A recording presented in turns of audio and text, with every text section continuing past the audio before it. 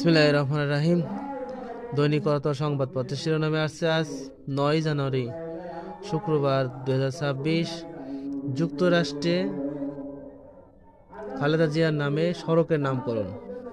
Commonwealth secretary শোক Karatoya desk. যুক্তরাষ্ট্রের Michigan অঙ্গরাজ্যের হ্যামট্রমিক শহরে কার্পেন্টার স্ট্রিট এখন থেকে খালেদা জিয়া স্ট্রিট নামে পরিচিত হবে।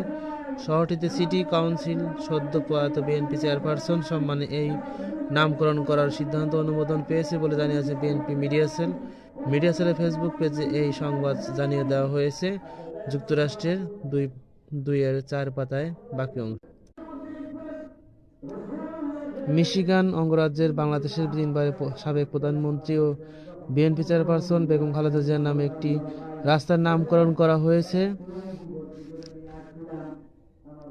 হ্যামস্ট্রমিক শহরের প্রাণকেন্দ্রে অবস্থিত গুরুত্বপূর্ণ কার্পেন্টার স্ট্রিট এখন থেকে তার নামেই পরিচিত হবে। শহরের কর্তৃপক্ষ এই সিদ্ধান্তকে বাংলাদেশের ইতিহাস ও নেতৃত্ব ও গণতন্ত্রের প্রতি এক অনন্য স্বীকৃতি হিসেবে দেখছেন প্রবাসী বাংলাদেশিরা এবং হ্যামস্ট্রমিক সিটির জোসেফ ক্যাম্পাও এবং কোনান স্ট্রিটের মধ্যবর্তী অংশে বেগম খালেদা জিয়ার নামে নামকরণের প্রস্তাবটি সম্প্রতি সিটি কাউন্সিলে অনুমোদন দেয় এবং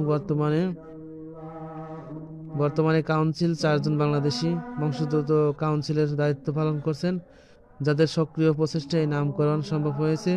প্রবাসীদের মতে এটি কেবল একটি সড়কের নাম পরিচয় নয়, বরং বিশ্ব দরবারে বাংলাদেশের রাজনৈতিক সংগ্রামের এক আন্তর্জাতিক দলিল। বিএনপি মিডিয়া সেল জানায়, যুক্তরাষ্ট্রের মাটিতে বাংলাদেশের কোনো নেতার নামে রাস্তায় নামকরণ এবারই প্রথম নয়। এর আগে শিকাগো শহরের শহীদ প্রেসিডেন্ট জিয়াউর রহমান নামে একটি সড়কের নামকরণ করা হয়েছিল। এবার মিশিগান শহরে জিয়ার নামে সড়কটি যুক্ত হওয়ার মার্কিন মুলুকে বাংলাদেশের এক অবিচ্ছেদ্য রাজনৈতিক ও অধ্যায় স্থায়ী রূপ নিল এবং স্থানীয়রা মনে করেন এই উদ্যোগ ফলে নতুন প্রজন্মের প্রবাসীরা বাংলাদেশিরা দেশের ইতিহাস ও দেশনেত্রীর অবদান সম্পর্কে আরও সচেতন হবে। বিদেশে বসবাসরত বাংলাদেশি এই অর্জনকে ব্যাপক উচ্ছ্বাস প্রকাশ করেছে এবং খালেদা জিয়ার মৃত্যুতে কমনওয়েলথ সেক্রেটারি শোক। বিএনপি চেয়ারপারসন ও সাবেক প্রধানমন্ত্রী খালেদা জিয়ার মৃত্যুতে গভীর শোক জানিয়েছেন কমনওয়েলথ সেক্রেটারি জেনারেল শার্লি বড়োয়াসে।